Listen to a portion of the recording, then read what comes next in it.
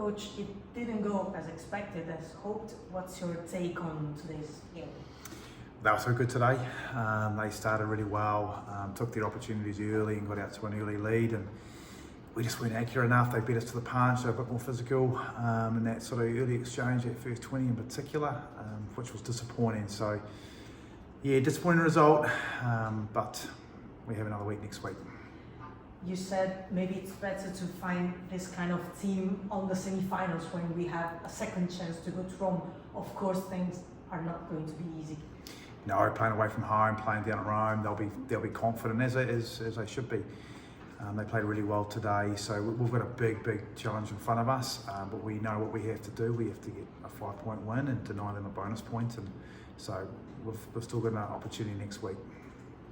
What's your idea for this week to fix what was wrong? So basically, what are you going to work on? First, we just to address our injury ward and see what the issues there are.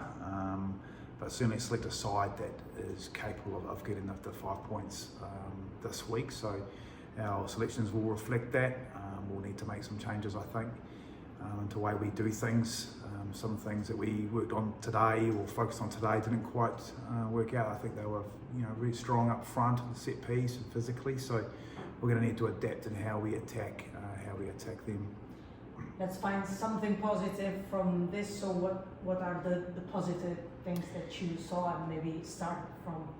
Yeah, I think the probably positive side is that they got out to a 20-0 lead, and I think that last 20 minutes probably gave us a little bit of a recipe around next week and how we need to play and what we need to do. So certainly we'll be focusing on that last 20 and seeing if we can get ourselves in positions to give ourselves more scoring opportunities than we did today.